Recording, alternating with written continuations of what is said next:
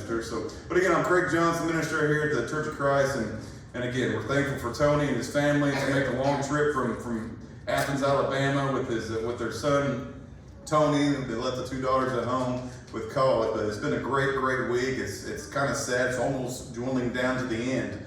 But the topic that he's been preaching on from Sunday morning, from the worship service and Sunday night, from last night and tonight, is all about truth. And that's one of the most important things, if the most important thing in our life, to always stand on truth. And we're so grateful for Tony, his passion, his boldness, and we just pray that everybody that leaves here feels encouraged and uplifted. So again, we're so thankful for you, and I'll turn the mic over to Tony. Thank you. Appreciate y'all coming out. We really do, and we don't take that for granted. And I really appreciate Craig very, very much. I think y'all got a good minister here. Y'all need to keep him as long as you can. My lessons have taken a U-turn, so if you looked at the program and saw those topics, we kind of on track, but we may be a little off track. I base my sermons on feedback. And so when I got here Sunday, after my Sunday morning class, I got some feedback. After my Sunday morning sermon, I got some more feedback, and I was like, that's some good feedback. I need to continue down this pathway here. Yeah, I believe a message needs to be relevant to the audience. I took that position like 4 or 5 years ago, and I've stuck with it. Even if I had to change my lesson and people are looking forward to one, I change my lessons anyway. Because if the message is not relevant to the audience, what's the purpose of it? I mean, to show people how educated I am. And so as long as you're getting the word of God, it doesn't matter if it's the topics in the flyer or whatever it is, we still get the word of God. For those who have not been here, we started Sunday talking about truth, and we started with the church at Ephesus in Acts 18 and 19, and how the truth had a great effect upon many lives. It had a great effect upon somebody who was teaching a doctrine that was outdated. It had a great effect upon some followers of Christ who thought they were saved. They were not saved, Acts 19, 1 through 5. It had a profound effect among the Jewish audience in the synagogue, and it had a profound effect upon the culture. So we don't talk about a lot in churches. I don't know why, but the truth did not come under severe attack. It didn't come under attack when they pulled Apollos to the side. It didn't come up under attack when they pulled those followers of Christ who thought they had been saved. Paul talked with it. It wasn't under attack. It wasn't. The Jews didn't like it. They didn't believe, and they tried to get some people, to go against it. It wasn't really under that much of an attack, even though people were against it. But it came under a severe attack when Paul started addressing the culture.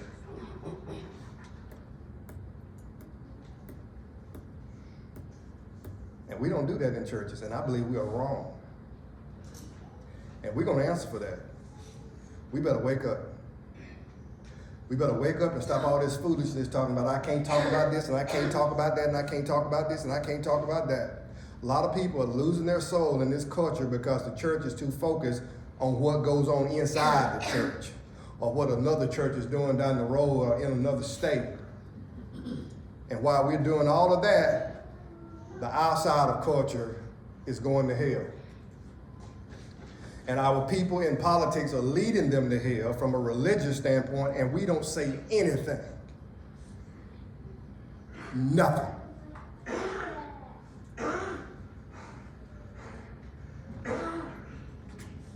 We better change courses, y'all, before it's too late. And I'm not talking about eternally too late. I'm talking about before the walls around us close in on us and we won't be able to talk about anything. And then we'll be like, what happened? And so as we talked about truth on yesterday, I said, okay, why don't we talk about truth? That could be a lot of reasons, but I do know one reason is we get so distracted by so many things.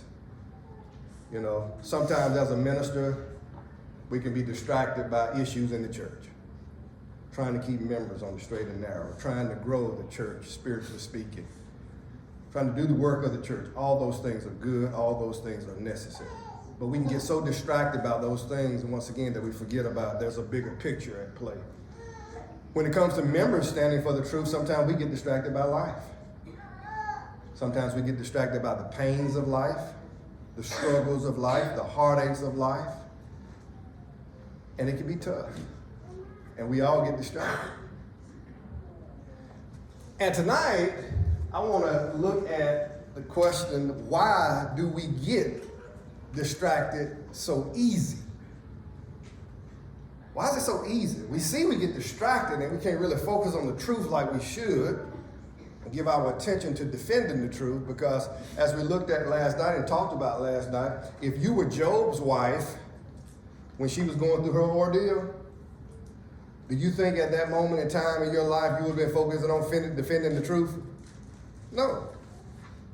You would have been focused on the pain that you were experiencing at that moment. The truth would not be on your mind. You'll be focusing on a truth, but you won't be focused on the truth. Because a truth that you're focused on at that moment is overshadowing the truth. And it happens all the time. So why do we get so easily distracted when it comes to defending the truth? When these distractions come into our lives, how long they remain, it depends on your level of faith. And I think I sent you the wrong PowerPoint presentation. So I'm just gonna have to wing it tonight. You ever seen somebody wing it? That's me, watch me tonight. This is the wrong one, but that's okay. Your level of faith determines how long distractions stay in your life. It's not anything to feel bad about. It's not anything to feel strange. You know, sometimes we look at ourselves, and I think I may preach this sermon tomorrow, I don't know. Sometimes we look at ourselves and we see our failures.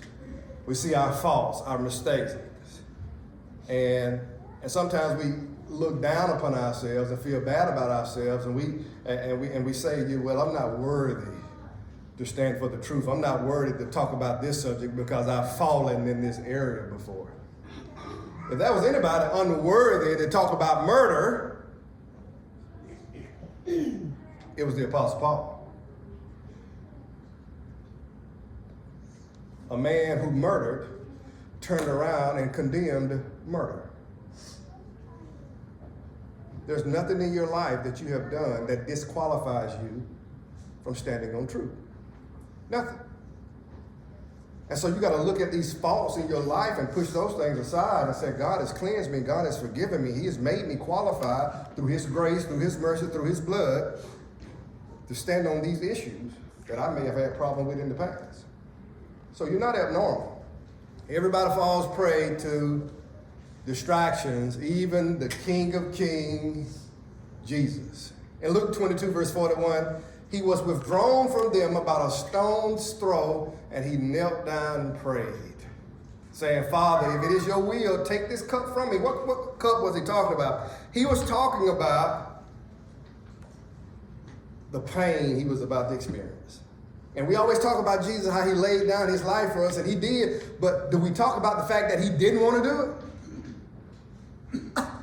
Mr. Tony, that is blasphemous. Jesus did not want to be beaten.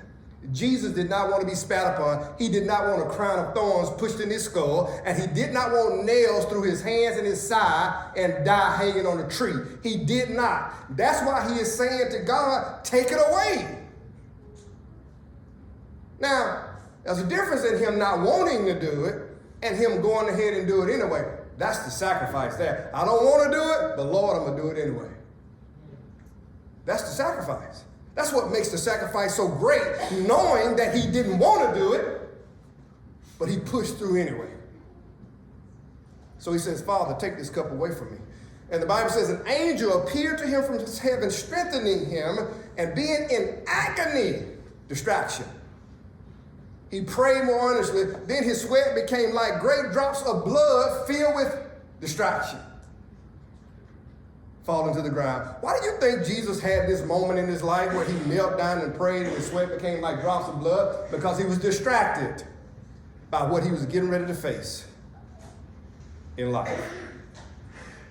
We all get distracted. And if Jesus got distracted for a moment in His life, then don't feel so bad that you and I get distracted sometimes. It's okay. Jesus is not immune to it. But once again, how long these distractions last depends on your faith. All of us are at different levels of faith. Some of us are here. Some of us are here. Some of us are here. Some of us are here. And some of us are here. And none of us are here. I don't care what you think. There's nobody in this auditorium who is here. There's nobody in this auditorium who would ever be here.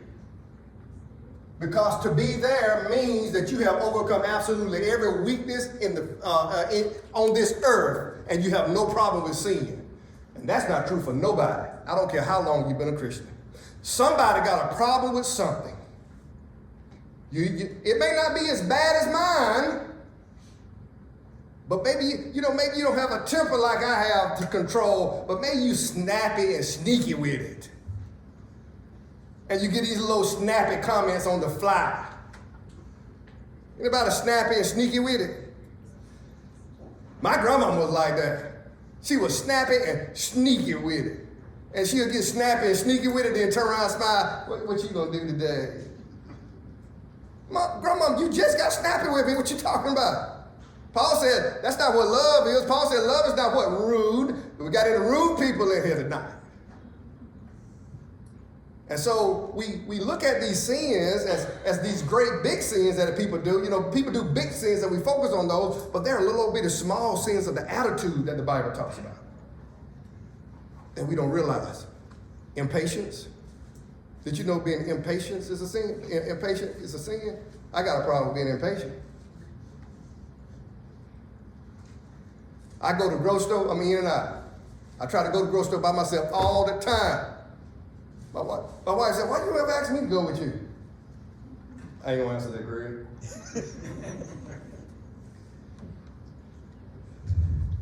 And she don't like to go with me because I'm rushing her. I'm like, Jennifer, come on. But let me look at this shirt. That's pretty. You like that, Tom? No. No, let's go. I hate that shirt. Impatient. And so we got different levels of faith where we have overcome some things and we're still trying to overcome other things. Your level of faith determines how long distraction stays in your life. Now let's go back to Peter because we talked about Peter last night. And I want to show you that your level of faith has to do with how you are distracted. Now remember last night, this is there in the storm. Peter steps out on the water while the storm is going on. And he asked Jesus, let me come to you. And Jesus says, come on. So he got down, he started walking on water. And it says that he saw the wind was boisterous and he was afraid. He began to sink, saying, Lord, save me. We saw last night Peter did not need saving. Peter needed refocusing. The same focus he had to step out into the storm, walk on the storm to Jesus and drown in the storm. He didn't need saving. He needed refocusing. And immediately Jesus stretched out his hand and caught him and said to him, watch this.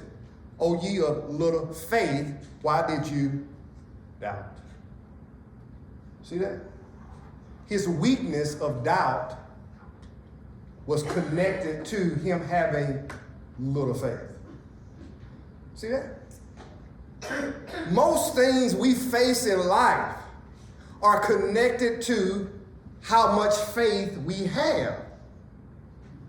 And a person that has little faith would be more distracted than a person who has stronger faith or greater faith. Anytime you lose focus, you lose your level of faith as a reason. You can look to your level of faith as a reason you lost focus. Let's look at some examples now of personal levels of faith being the issue in difficult situations for some people. This is when they were all on the boat. Jesus was asleep, and his disciples were with him. It says that suddenly the tempest rose in the sea, and the boat was covered with waves, but Jesus was asleep. That's the level of faith I want to get to. I want to get to the level of faith where when the storms are raging in life, I can lay down at night and go to sleep peacefully. I hadn't made it there yet. I'm working on it. Then his disciples came to him and woke him, saying, Lord, save us, we are perishing. He said to them, why are you so fearful, O ye of little faith? Anytime that the emotion of fear sets in, and that emotion of fear overtakes us and overwhelms us, is because our faith is little. There's a lot of fear going on right now in our country. When we look around our country and see what's going on, there's a lot of fear. Rightfully so, with a lot of people. We see a lot of evil. We see a lot of corruption. And the evil and corruption we see are in the very people who have control over our lives. And we become so fearful because we're wondering, what are they going to do next? I have no control. What are they going to do next? People in North Carolina, Tennessee, and Georgia are suffering. The people in Florida are getting ready to suffer. I did not know this until I watched a video a couple of days ago that the congressmen and the senators in North Carolina just recently had a meeting with a military guy and a weather expert, and they all came to the conclusion that hurricane was steered toward them. That's what they said. I believe it, but this is what they said. When the senators and the congressmen start meeting on that and come to the conclusion that they believe that's what happened, and you look at the response of FEMA and the American Red Cross getting in the way of people helping, stopping people from helping. Black Hawk helicopter came down, and instead of the Black Hawk helicopter coming down to help, it stood over them so that the wind from the helicopter could blow all of their stuff away. These videos are all over Twitter. The sheriff and the local police finally stepped in and said, no, we're putting a stop to this. FEMA will arrest any one of your employees who get away of these people trying to help.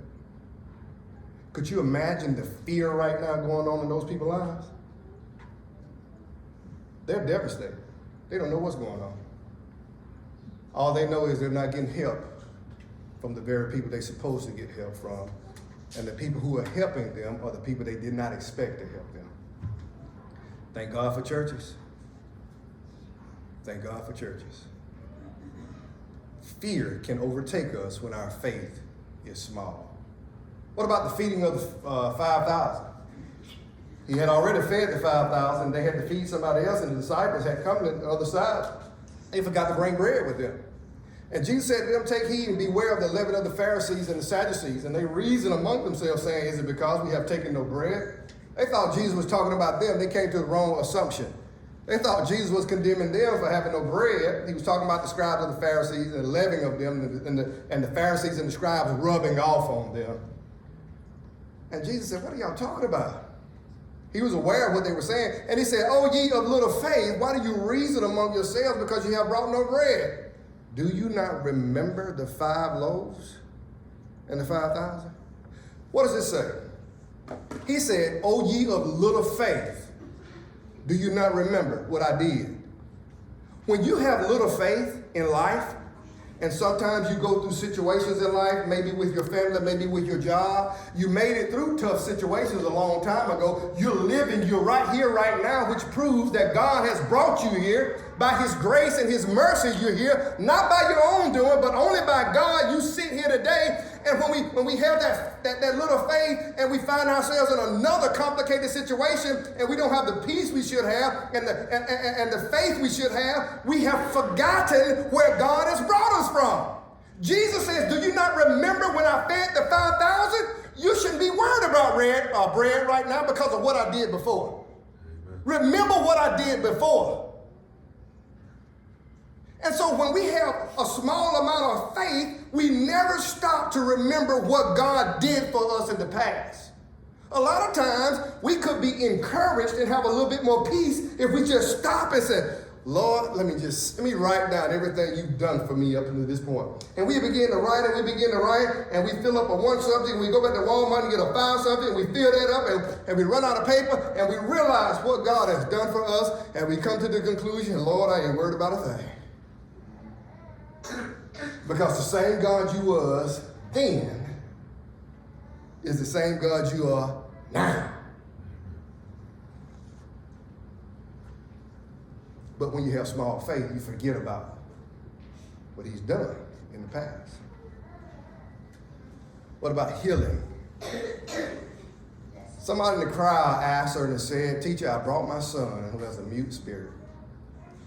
And whenever it seizes him, it throws him down to the ground. He foams from the mouth, gnashes his teeth, he becomes rigid. So I spoke to your disciples that they should cast it out, but they could not." And he answered and said, "O faithless generation, how long shall I be with you? How long shall I bear with you? Bring him to me." So this man has his son.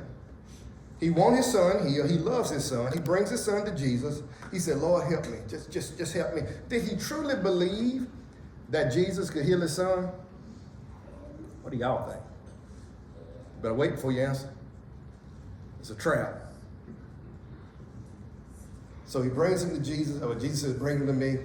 And they brought him to him, and when he saw him, immediately the spirit convulsed in him. And he fell on the ground and wallowed, foaming at the mouth. And he asked his father, Jesus is looking at this son right here, wallowing all over the ground, foaming at the mouth. And he looks down at the son, and while the son is doing all that convulsion, Jesus looked back at the father. And he said, "How long has this been happening?" And the father said, from his childhood, As often as it thrown him both into the fire and into the water to destroy him. But if you can do anything, Lord, please just have compassion on us. Just help us. I just ask you, did he truly believe Jesus can heal his son? First clue is that word right there, if. If you could do anything, Lord. That don't sound like to me a person of faith. That doesn't sound like to me a person who knew Jesus could heal this boy. If you could do it, Jesus. And I think Jesus knew it as well. And Jesus said to him, if you can believe, because right now I don't think you do, but if you can believe, all things are possible to him who believes. And immediately the father cried out and said with tears in his eyes, "Lord, I believe, but help my unbelief. Help my faith, Lord. I'm trying to believe, but I need help." How many of you in the audience have been trying diligently just to believe more and have stronger faith, but you seem like you come up short and you just need God's help to help your unbelief?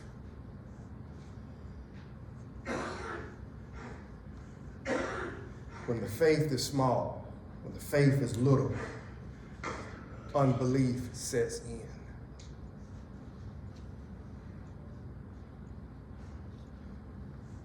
This is a tough one right here. Anybody got somebody right now that you trying to forgive, that you don't want to forgive, or you know you need to forgive, but they done hurt you so bad that you can't even find it in you to forgive? I know a lot of people like that. I have been in this road, y'all. I've been down that road since I've been preaching. I've been preaching in the pulpit and still haven't forgiven anybody. I just made sure during that time I didn't preach on forgiveness. I didn't want to be a hypocrite. So I came to the conclusion, Craig, that if I just stay away from forgiveness for a little while, I'll be okay. You know? And then when I finally got to the point where I could forgive, then I got in the pulpit. Y'all folks better start forgiving folks right here. That's right. Preach it, girl. This is tough. I believe unforgiveness or trying to forgive people is probably one of the most difficult things in the life of a Christian.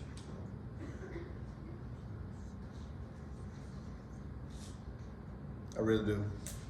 And if you're in this audience and you're holding unforgiveness in your heart, you got to let it go, or God won't forgive you.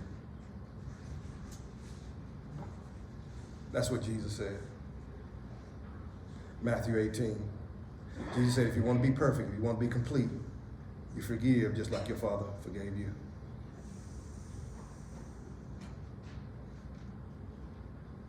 Can't go to heaven holding unforgiveness.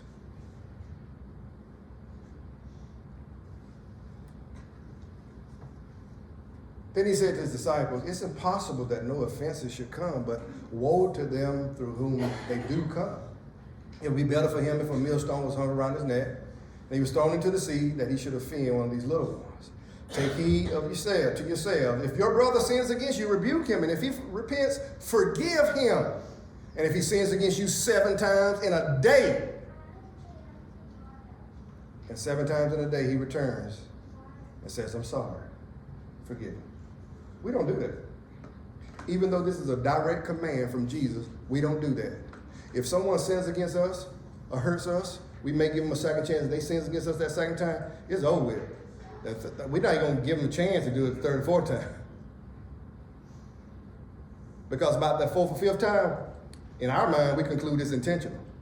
And we conclude that the apology is not, they don't mean it. Jesus does not tell us to judge whether they mean the apology or not based on their actions. He just tells us to forgive them.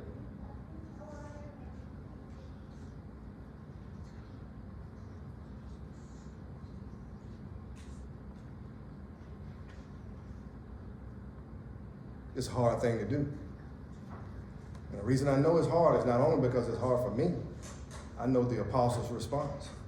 In the next verse, the apostle said to him, Lord, increase our faith.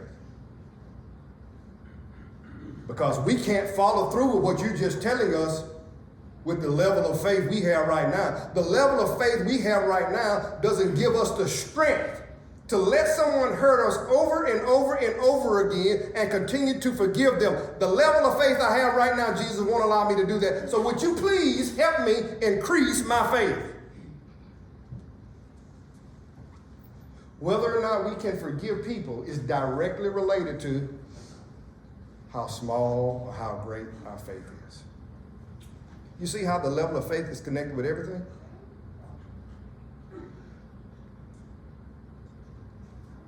Increasing your faith is vital in this fight to become less distracted by life.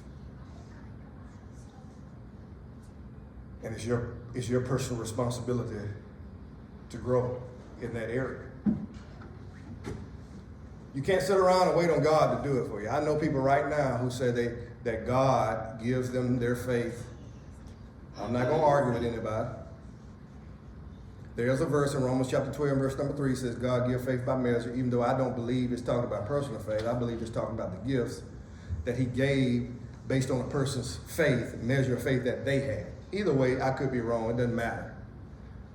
It still doesn't matter because even if God gives faith, he's not going to give you 100% of your faith. Let's come to the conclusion that God gives you 50% of your faith. If that's the case, even if God gives you 50% of your faith, you're still responsible for the other 50%. He doesn't directly control your life. You're familiar with any of these names right here on the board? You remember that guy named Adam and Eve? That couple named Adam and Eve? You remember they sinned and they messed the whole world up? Why do you think God didn't step in and raise the faith a little bit? What about Cain? You remember Cain killed his brother. I wonder why God didn't step in and increase his faith a little bit. You remember Moses missed the promised land. Why didn't God step in a little bit and increase Moses' faith so he wouldn't fall? What about David? Murdered Bathsheba's wife, took her, had a baby with her. Why didn't God increase David's faith so he didn't fall like that? What about Solomon? Solomon had a lot of women. I don't see how he did it. I don't see how he did it. I would be dead after the first 5. 1 year I'd be dead. And those women turned his heart from God.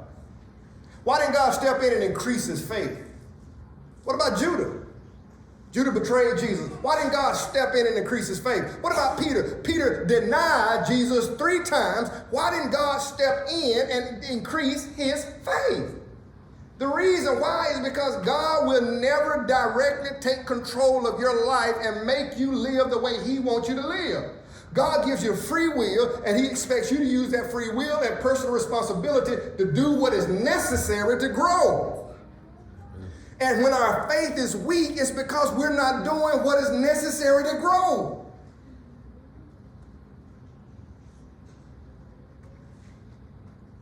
How much are you at services on Sundays? I can tell you from personal experience that it affects your faith. I told everybody else a story. Back in 2019, I got tired of Christians. I was preaching full time. I got tired of Christians. And me and my family just stopped going. I stopped preaching, me and my family stopped going to church anywhere. Because I did not want to be around the hypocritical, self-righteous Christians who thought they had everything in order and they wanted me to live how they want me to live. And if I didn't live that way, they looked down upon me. I did not want to be around those hypocrites. I despise those same kind of hypocrites today. And I'm just sorry. I just do. I'm so thankful that we don't have anybody here like that.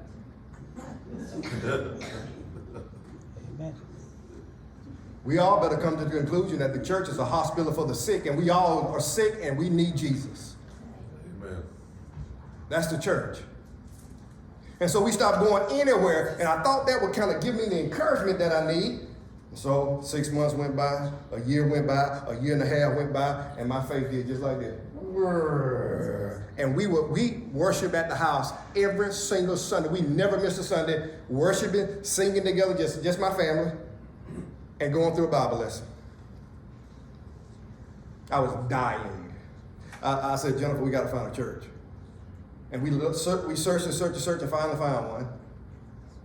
And when we went there and visited, and I heard that sermon, y'all, and I was around those people, it was like I got a revival.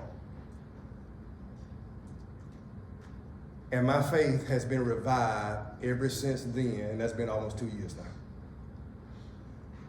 And it was because I was able to be around people on a regular basis and be encouraged. Now, how many of you do that consistently every week? That's just one example of you taking personal responsibility, saying, I know this can help my faith. I'm going to, whatever it is, I'm not going to let anything keep me from services, because I'm going to go there, give my time to God like I'm supposed to do anyway, and remember what Jesus did for me on the cross. And while I'm there remembering the sacrifice that Jesus made on the cross, I'm going to get that encouragement as well from my brothers and sisters in Christ. That's just first place to start. God does and has always provided a way. He doesn't control you, but he does provide a way for you to increase your faith. Remember Moses that we talked about last night? Remember Moses got to the point where he said, Lord, you have afflicted your servant. I wish I found favor in your sight, and I can't deal with this. If you're going to treat me like this, kill me here and kill me now. Moses got to the point in time in life where he wanted to die.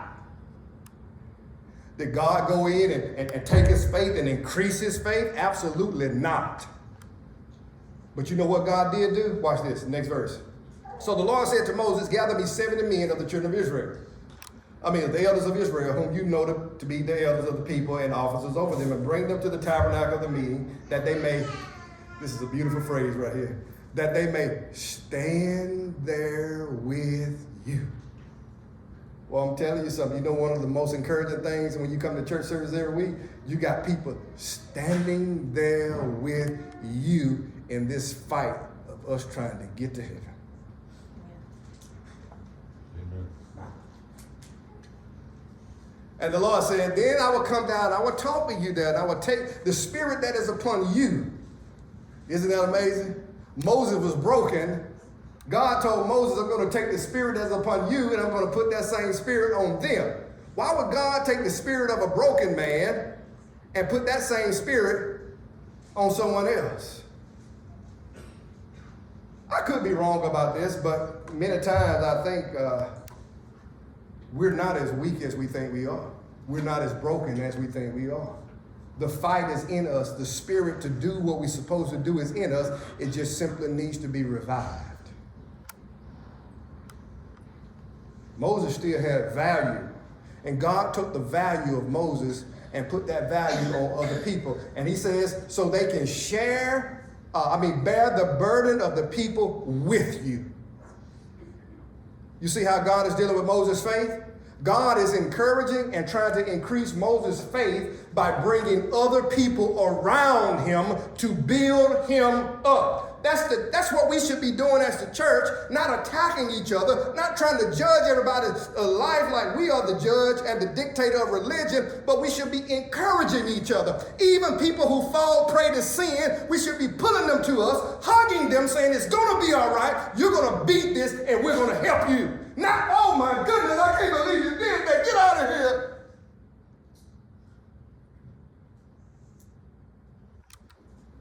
Y'all, we need each other. We need each other. So Moses went out and told the people the words of the Lord. They gathered the 70 men of the elders of the people and placed them around the tabernacle. And the Lord came down in the cloud and he spoke to them. He took the spirit that was upon Moses and he placed it upon them. And it happened. When the spirit rested upon them, they began to prophesy as they had never done so before. God provided help from Moses' community. One way to strengthen your faith is to get with your Christian community. You know, we got a lot of friends that are not Christians, and as long as they're not doing anything to influence us for the bad, there's nothing wrong with that. But sometimes your friends that are not Christian may not be what you need at that moment. It doesn't mean get rid of them. It just simply means make some space for some Christians. That's all. Spend a little bit more time with Christians who can encourage you. And when I say Christians, I'm talking about people who are trying to live for God. I realize there are people who call themselves Christians that don't act like it. I'm not talking about them folks. Them folks not Christians. I'm talking about people who are really trying to live for God, even in their imperfections. What about Hannah? Y'all remember we talked about Hannah last night? She was going through a lot. She was going through it so bad that she was bitter of soul, and she prayed to God, and she wept. She cried in anguish. How did God help Hannah's faith?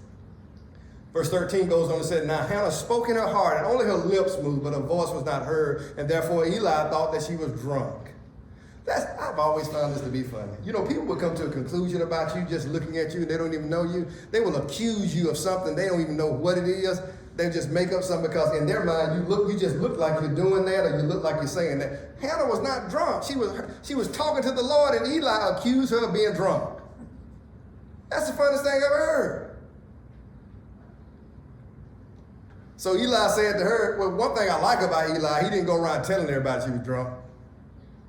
He just said, this fool drunk. Let me go ahead and talk to her. And so he did. He went and talked to her, and he said, how long will you be drunk? Put your wine away from you, woman. And Hannah answered and said, no, my Lord. I am a woman of sorrowful spirit.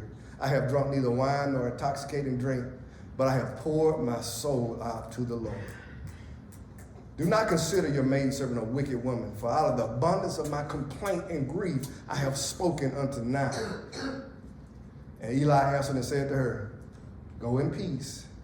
The God of Israel grant your petition, which you have asked of him.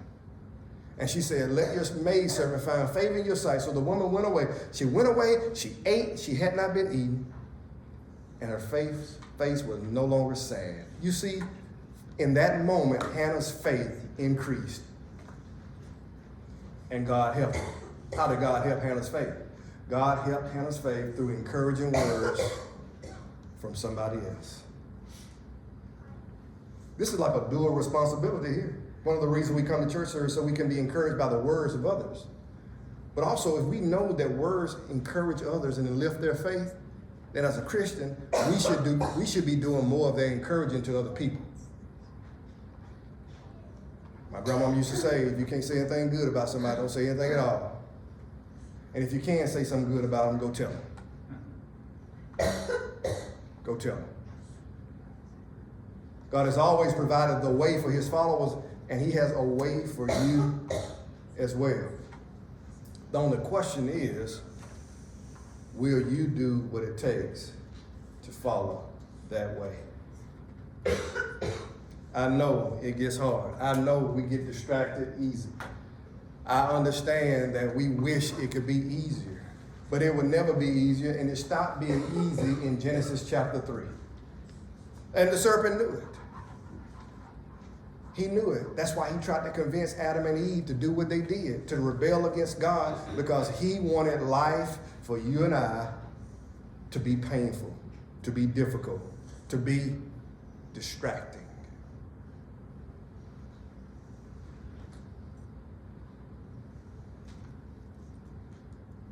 To be distracting. So, tomorrow, what I want to talk about is something that you may not have thought about this. There may be somebody sitting in the audience who just cannot get it together. Their life is troubled. And they get on the straight and narrow, and they get on the straight and narrow, and then they're distracted again by sin, and they fall, and they get back up, and they get back on the pathway again, the straight and narrow, and they keep going, and then they fall again, they get back up. You may be looking at somebody like that, or you may be looking at yourself like that, and you may be saying, Lord, I don't look like I'm fit for God. I don't look like I'm fit for the truth. I'm going to prove tomorrow that God does not look at your life in a moment in time. This is going to be a good lesson. We view ourselves and other people in a moment in time. And the moments in time we look at are the moments in time where that person or ourselves have been distracted. That's what catches our attention. God doesn't view us like that.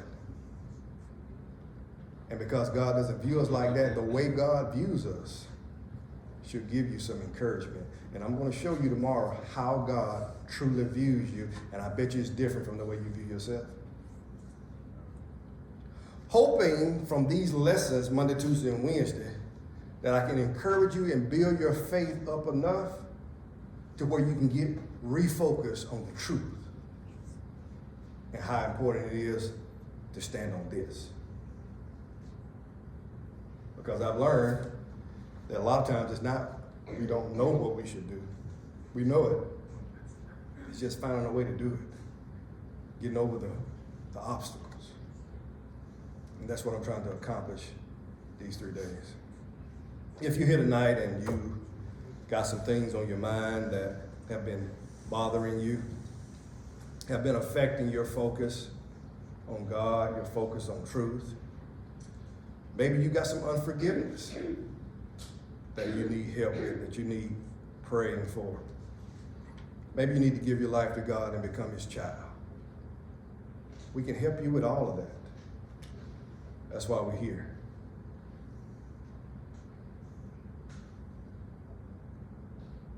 But I would challenge you not to walk out of those doors with a heavy heart or with a commitment to God that you want to give to him and become a Christian, because tomorrow's not promised. Tomorrow's not promised, y'all. My mama called me yesterday, day before yesterday, and told me 2 people had just fallen dead that I knew back in my hometown. One of them was my age.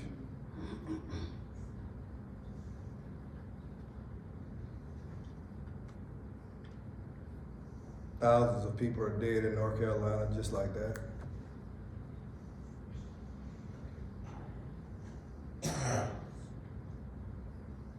Tomorrow's not promised. So if we can help you tonight, please come to the front and tell us what's on your mind.